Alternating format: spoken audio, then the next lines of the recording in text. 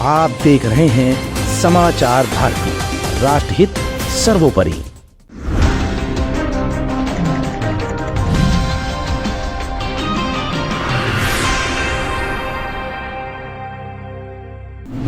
प्रियंका गांधी ने उठा लिया इतना बड़ा कदम कि कांग्रेस में आ गई नई जान, बीजेपी घट गई शान।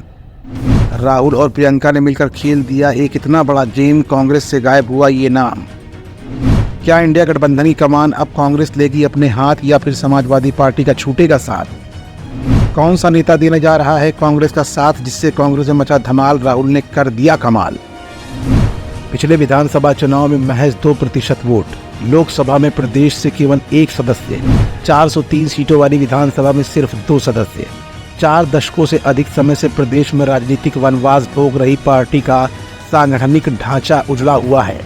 ऐसे में कांग्रेस जहां एक तरफ अपने संगठन को मजबूत करती दिख रही है, तो वहीं दूसरी तरफ राहुल गांधी की भारत जोड़ो यात्रा की तर्ज पर उत्तर प्रदेश जोड़ो यात्रा और न्याय यात्रा निकालकर जनता को अपने पक्ष में लाती भी दिख रही है।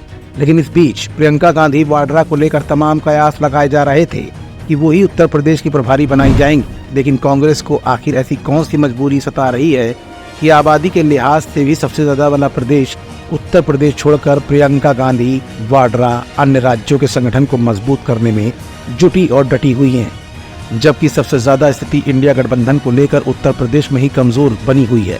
ऐसे में समाचार भारती अपनी खबर में आज ये आपको दिखाएगा भी और बताएगा भी कि आखिर अब कांग्रेस की नई प्लानिंग क्या होने वाली है। दरअसल कांग्रेस ने अपना नया प्रदेश प्रभारी चुन लिया है।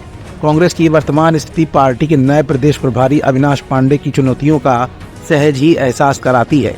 कांग्रेस ने भले ही नए प्रभारी के पद पर पांडे की नियुक्ति स्वर्ण वोट बैंक पर निशाना साधने के साथ की हो, लेकिन इसके साथ साथ कार्यकर्ताओं में जोश भरने का प्रयास भी कांग्रेस ने कर दिया है। ऐसा इसलिए किया गया क्योंकि प्रियंका गांधी वाड्रा की दूसरे राज्यों में व्यस्तता के चलते उत्तर प्रदेश के पदाधिकारियों और कार्यकर्ताओं से दूरी लगातार बढ़ रही थी। ऐसे में पार्टी ने आने वाले लोकसभा चुनाव से पहले नए प्रभारी के रूप में एक और प्रयोग जरूर किया है। दरअसल बतौर प्रदेश प्रभारी प्रियंका वाड्रा के विभिन्न प्रयोग विफल रहे हैं। ऐसी दशा में पांडे के सामने अलग रणनीति के साथ कार्यकर्ताओं को तेजी से जोड़ने की दोहरी चुनौती होगी। पांडे का आगमन भी प्रदेश में तब हो रहा है जब यहाँ इंडिया गठबंधन को लेकर कम खींचतान नहीं देखने को मिल रही है। पांडे को गठबंधन में शामिल दलों के नेताओं के साथ तालमेल बिठाकर 4 दशकों से अपने खोए हुए जनाधार को तलाश रही कांग्रेस को मजबूत करने की चुनौती होगी। पांडे उत्तर प्रदेश में पहले सह प्रभारी भी रह चुके हैं। उनके अनुभव को देखते हुए ही उनको ये जिम्मा सौंपा गया है। संगठन का अनुभव रखने वाले पांडे के सामने पार्टी को अपने इशारों पर नचाने वाले कुछ नेताओं से निपटने की चुनौती भी होगी। इन दिनों यूपी जोड़ो यात्रा चल रही है। ये भी देखना दिलचस्प होगा कि पांडे कब उत्तर प्रदेश का रुख करते हैं।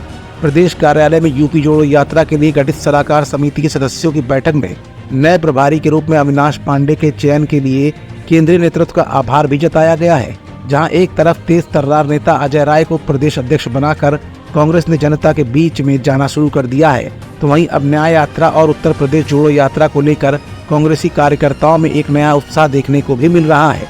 लेकिन इन सब के बीच सबसे बड़ी चुनौती कांग्रेस के लिए इंडिया गठबंधन को बरकरार रखने की है, क्योंकि सीटों के बंटवारे को लेकर समाजवादी पार्टी ही कांग्रेस के लिए अब सबसे बड़ी दुश्मन बनती दिख रही है। मध्य प्रदेश विधानसभा चुनाव से लेकर अब तक सीधे तौर पर समाजवादी पार्टी कांग्रेस की खुली मुखालफत करती दिखाई दी है। ऐसे में अजय राय और अविनाश पांडे के सामने जहां एक बहुत बड़ी चुनौती ये सामने दिख रही है, तो वहीं अगर ये दोनों ही शख्स कांग्रेस की नैया को उत्तर प्रदेश में कुछ हद तक ऊपर ला सकते हैं, तो ये वाकई में काबिल तारीफ होगा। ब्यूरो रिपोर्ट, समाचार भारती न्यूज। आप देख रहे हैं समाचार भारती, राष्ट्रहित सर्वोपरि।